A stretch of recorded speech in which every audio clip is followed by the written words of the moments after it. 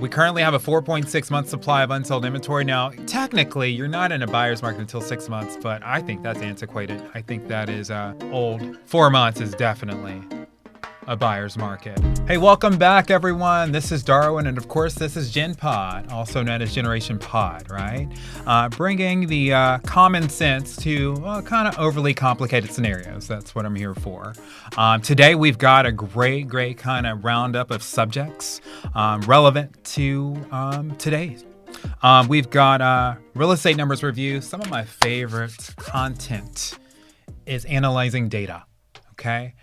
You can say what you say about whatever you say, but the numbers don't lie. With a little qualitative, right? But numbers don't lie ultimately. So we are going to dig into that thanks to the help of our friends of NAR and a few other credible sources. You know, we've heard it in the news for quite a few years. I know I've reported it on my socials, and you've just seen increases, and you'll understand why we're hitting this, okay? We are going to go through bankruptcy side that we're seeing with businesses and consumers. And you'll understand why soon. So yeah, that is something relevant to our dream, right? That's relevant to the dream. Lastly, we're going to just kind of touch back on the U.S. Treasury bond and mortgage rates, kind of coincidental type scenarios. Not really coincidental, but what the drivers are. All right, let's get into it. Let's start out with numbers review. Okay, like I said, I'm looking over some information from NAR, obviously. That's a benefit you get being a realtor. I am a realtor, soon to be broker with my brokerage. Anywho, we definitely start here. We've got some national figures to match our national show platform, okay? Obviously, I can get more granular with the, locality type scenarios, but this is a national show, and I want to keep it national and be sure we spotlight the successes and kind of issues with other areas as well. All right, so looking over, first thing I see month over month, we've got a 2.4 decrease in existing home sales. Now, honestly, this is month over month. That's not a surprise. That is not a surprise. So this is not alarming to me at all. What I'm looking at, which is a great indicator, and I'm super stoked about, right? Because I'm in real estate, of course. 2.8% year over year increase in existing home sales. Opening up these numbers, if you've been following me, I'm definitely in the real estate sector, but I do many things with, I list, property tax, expert advice, interviews, et cetera, et cetera. So sometimes it requires you to be pulled away from the market numbers for about a month or so, right? And sometimes you only hear what's coming at you. So I was pleasantly surprised. Real estate is not dead. It's not dead. Now, the way some things are handled still needs to be addressed, okay? Which sometimes, we could cause, people executing and things can cause issues, but it's not dead. We've got an increase in home sales, okay? Which means you've got consumer confidence coming back, kind of normalizing with the interest rates, many different factors, and we'll dig more into it. I don't want to just heavily put everything out there. Yearly, we got we do have an increase that not necessarily what I'm looking for. And again, this is national level, okay? We've got a 1.8% increase in median existing home sales price.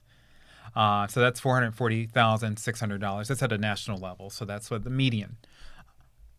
All right, so let's get into this.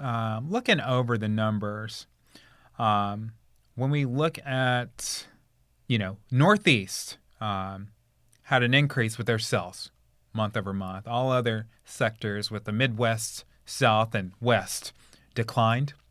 Year over year, the sales rose in Midwest, South, and West, and were flat in the Northeast. And I have an idea why it's flat. We'll get into that, though, as well, with housing demand. Now, let's look at inventory. So we've had an increase in inventory in June. This is June, okay? This is all kind of June numbers, so it's kind of back a month. Obviously, July has not finished. Looks like we have an increase in inventory in June, which means things are sitting a little bit longer. We currently have a 4.6 month supply of unsold inventory. Now, technically, you're not in a buyer's market until 6 months, but I think that's antiquated. I think that is old. Anyone will tell you, now I'm kind of speaking kind of hypermarket-ish, okay?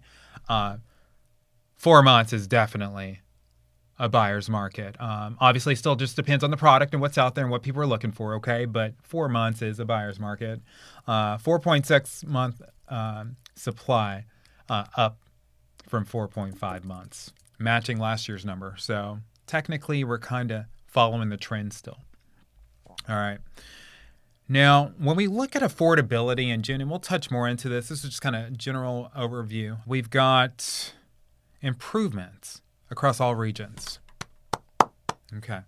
For those of you who may not know what affordability is, obviously we know what affordability means, but in housing terms, that pretty much says the housing cost versus what people are making. Can people afford the house technically?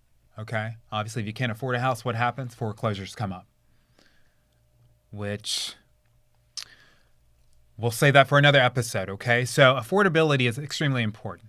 Year over year, improved across all regions. Northeast is up 4.5%. Midwest up 6.2%. South is up 8.3%, and West is up 8.9%. Obviously, you know which states, kind of match up to each region.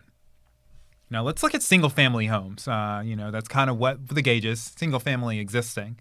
By the way, the trend, construction homes are outpacing existing homes by a bunch when it comes to cost. Just so you know, it used to be, kind of reverse-ish. Significant amounts, and this could be for, many reasons. Some coin inflation. So others may say maybe unnecessary features that could be cut back. There are several different reasons depending on the developer. But we'd be blind not to equate price changes to materials to this, okay? That's just a no-brainer. So with that said, single-family homes in June had a decrease month over month. Again, this is national. Up year over year, though, okay? And this is why I'm liking these numbers. The median, of course, we know is up 446. We've got condominiums that kind of follow the same process. When we look at, I want to dig into existing home sales in a region. Northeast, your median price is up 3.9%, $564,800. Midwest, you've got a decrease month over month in the annual rate of 980,000 sales. Up still 2.1% year over year with a median price point of $346,600, which is up 2.7% from June 2025. South, we got a decrease month over month. You're up overall, okay, 3.8%. Median price point looking around $377,700. Up. Still going up. Under 1%, however. West, let's check you out. You've got some heavy homes over there. We've got a decreased sales month over month. You're up year over year with a $633,600 median price, about 0.9% increase. So good.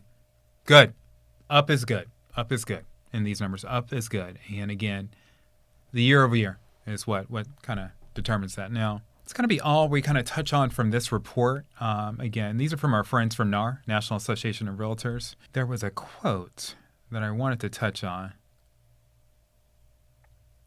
Okay, so we've got NAR's chief economist, Lawrence Yun, indicating the back and forth in monthly home sales activity is driven by mild fluctuation in mortgage rates. And it shows how sensitive home buyers are to affordability conditions. I, no surprise, agree with that. Yeah. It's many things just happening at once. You've got the income, right? Fluctuations there. You got the home prices going up, right? Incomes don't necessarily follow that, okay? But we'll analyze affordability in more detail in a moment. And then you've got the interest rate, which could definitely push you out of an affordability range. So there's so many different factors. I think it's super important that we definitely entrust trend decisions to skilled individuals. I think it's now important more than ever to ensure skills match what's necessary out in the market. Okay, so that's a snapshot with our numbers. Hopefully you found that more, educational, right? And I think it's important to kind of know what's going on. So hindsight 2020, real estate is not dead, of course. We're up. All right, so let's get into... I am going to touch on foreclosures. I did say that, right? I'm going to touch on it. Okay, so I've got the foreclosure rates from all 50 states. These are from our friends over at SoFi. Thank you. Shout out. Thanks for the credit card. Looking it over, there is no anomalies here, meaning there is nothing that is over the top concerning. We do have the rankings. Okay, we have the rankings for each state. Something to keep out. Okay, keep out and look for. I can tell you insight without causing any, and I don't want to, that's not what I'm here for. I'm here to provide foresight and reliable data information. There have been some changes in foreclosure, not foreclosure, but some buyer leniency type law scenarios, particularly pushing off payments of homes. So I personally see, and I don't hope this to occur, but I do see us being in a little bit more trouble when it comes to foreclosure soon. I can tell you the buzz has been for years that there was going to be a foreclosure issue, and it could just be starting up now. So that's all I'm going to say on that because I don't want to steer any direction. But I think consumers are now getting to the point where that income's only providing for so much. And when you're stretched above, let's say, I think the typical is 30% comfort range for mortgage. And then you've got, don't even get me on car payments. That's my background too. I sell cars. Blows my mind. Car payments, average payment is $600 now. The Benz I had was $600. And that's like, that was 50 grand. Mind you, I had a great interest rate with Mercedes-Benz Financial. All right. But that blows my mind. So I think consumers are now at the point where, look, I actually want to enjoy some of my money. I want to enjoy it. And when I say enjoy it, I don't need to travel and stay in rooms for $1,000 a night. I want to be able to at least travel once or twice a year. Okay? I think there's a shift in mentality, which brings me to, well, before I get there, because there's going to be a shift in what we're going to analyze here, which is a shift in mentality as well. But I want to go shout out real quick to a couple areas. By the way, no areas are like horrible. I see areas, your West shortage tracker for housing looks like you guys are kind of leveled out, so definitely see your opportunity going on there. Miami and Northeast, buddies, you guys need some homes. So shout out to you guys. I know you guys are excited over there. I see lots of quick sellouts. Miami, oh my God, like major developments. Love it over there, by the way. If you hadn't been, you need to go. Just came back from LA. It was Beverly Hills. Beautiful, beautiful, beautiful weather. Just great time. And of course, if you know me, Manhattan. That's been my go-to throughout life. Anywho, good to see that. Okay, now let's shift gears. Let me make sure I'm shifting gears the right time. Yeah, so... okay, bankruptcies, guys. Bankruptcies are up. Bankruptcies are up across the board, meaning we've heard some major players kind of go through that. First of all, let's break down what a bankruptcy is, okay? Let me take you back, okay? I come from car sales, right? And, young 20-something, I dealt with very affluent people, I'm convincing people to spend, 60, 70, 80 grand, and they're doing it with a smile and they love me and send people to me. Anyway, they're paying it forward, young kid, 6 figures. They know I was balling, making money. I got my Mont Blancs on, Mont Blanc pins. Y'all know what that is? That's about $300 pin. Yeah. I'm riding with Mont Blancs. I'm styled up nice. That's how we all were. So you could tell when people make money. That's just what it is. So, I'd run across, and of course, I'm looking at credit. So they felt the need to kind of elaborate to me what happened, which they kind of needed to get the vehicle, right? So they put me up on game about bankruptcy, right? Meaning, when I say game, meaning what happens, And it happens to many types of people, many different backgrounds, many different income levels. So let's start there. They let me know that you are able to, keep items when it happens. So it's a kind of a reset for life. Okay, so let's first start there. Let's understand what it really is. It's a reset for life. We have major players that have experiences. I'm going to leave their name out of it because it's in the news. You could check my social or whatnot. This is not that type of show, but it is to kind of provide context to what goes on and to provide a little common sense. Overall, businesses take advantage of bankruptcies as well, restructuring, right? Sometimes you just get too big. Sometimes you're just like, look, this location's not paying for itself. This one's not. This one's not. This one's not. How else do I get out of it besides restructuring? That's how it is. That's reality. That's business, right? So bankruptcy doesn't necessarily mean you're going broke, okay? You've made a call. You want to prevent that from occurring. You've got all these lives to take care of. So you're taking measures to ensure you get another 100 years. Okay? So that's that. So we've had some major players, big players, retail boxes, and a couple small ones. I want to get some data, some figures for you. Bankruptcies are up across the board, business and personal. You'd be shocked at the personal figures. 27% increase year over year were filed in the U.S. Last year. That's personal. There's a lot of bankruptcies going on. So consumers are just like, you know what? I'm going to kill myself stressing out. I'm going to kill myself early, stressing out on keeping up with the Joneses, or not even the Joneses, but just trying to keep my American dream going. And that's why it's so important that we really take this subject serious and understand those who share responsibility for some of the decisions that affect people need to really own up to that. Now more than ever, your duty calls for you to execute and execute on the role. Execute on the role. I'm just going to put it that way without pinpointing, but you're not here to stop scenarios. You're here to help someone get what they need the right way. Bankruptcies are up. Bankruptcies are up. And I'm actually looking at year over year right now. I could put this up on the screen, but I'm going to just call it out for you. We had the most businesses and non-businesses back in 2005. We had that. 2008, we had that. Oh, don't even get me on it. I lost a lot of money in the stock markets in 2008. Like a lot of money. But yeah, these figures are not near 2005, but it's a... So, and that's for kind of bell curve is what we call it in statistics. Shout out to my professor. Yeah, she'd be proud. Actually, she was proud already. That was a difficult course. But, yeah, bell curve.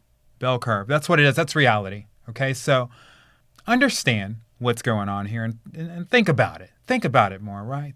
Go below the surface. Go below the surface. Let's figure it out, okay? Now,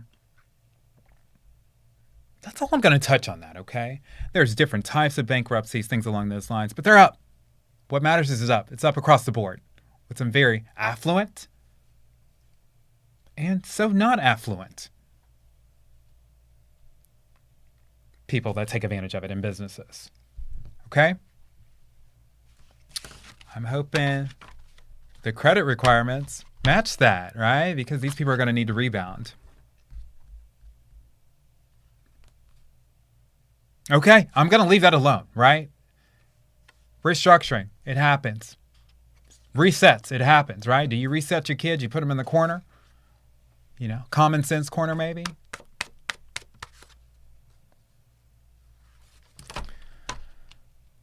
Okay, I want to talk about affordability because these numbers popped up on it, okay? And actually just kind of circle back again, okay? Affordability is, can I afford the home?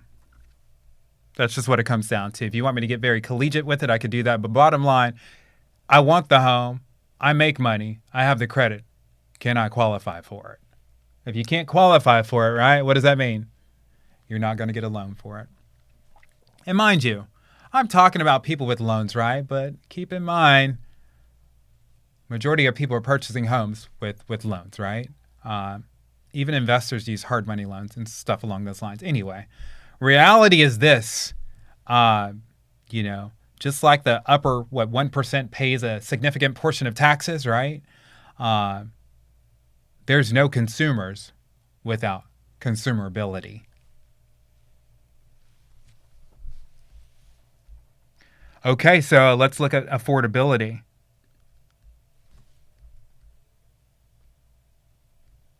And I'm looking at a couple years here, okay? I'm looking at first-time home buyers, right? Because the first-time home buyer age has already increased, right?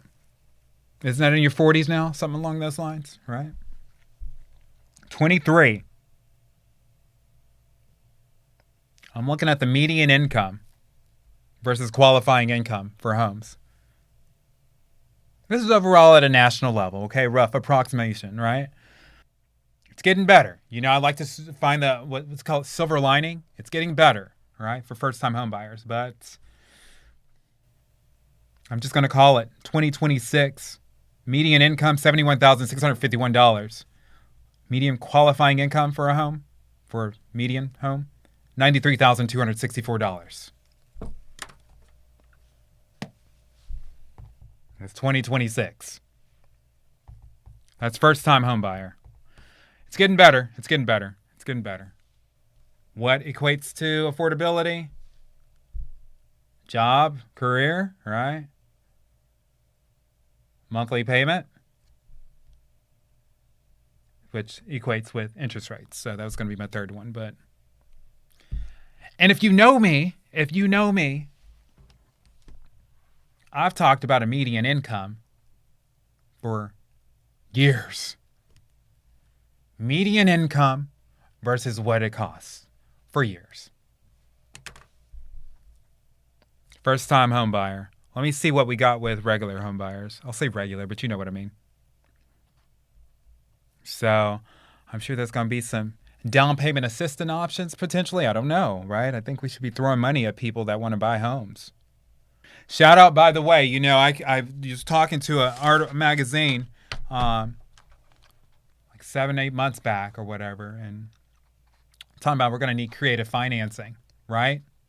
Why are these people that are paying rent $2,000 a month, something along those lines or something, why does that not qualify for being able to afford a home if you're paying it? Shout out to the government, though. They're coming up with some creative financing. We're looking into different ways of qualifying for home loans. Shout out. Shout out, shout out. Okay, so quarterly housing affordability index. Overall, on a quarter, when I'm looking at the quarter, at a family level income, we're there. We're there. But, I mean, I hadn't checked divorce rates. I mean, last time I checked that, it was 50%, right? So that would be a single family.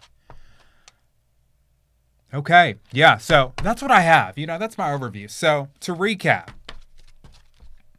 well, before I recap, keep in mind interest rates. Subscribe, look at, pull up, evaluate the U.S. Treasury 10-year. Okay? People have to get paid back before things get better for, I'll say, the standard consumer. All right, let's recap. Okay, so we went through the real estate numbers review. Okay, that's raw numbers. That's coming straight from sources. No fluff. No middle interpretation, except for mine. But I analyze very well, so you're getting the facts. We went through business bankruptcies and personal bankruptcies. I can tell you 2024 was on the rise for young kids. We were seeing it for younger. Those are indicators of things. Not everything is the person, okay? There's some indications of some processes out here, okay? You got to accept responsibility. And lastly, we touched on what? The U.S. Treasury, 10-year. Can't do anything without it. With that said, I am signing off. This is Darwin, GenPod, Generation Pod, bringing common sense. It's not so common. Talk soon. Thank you.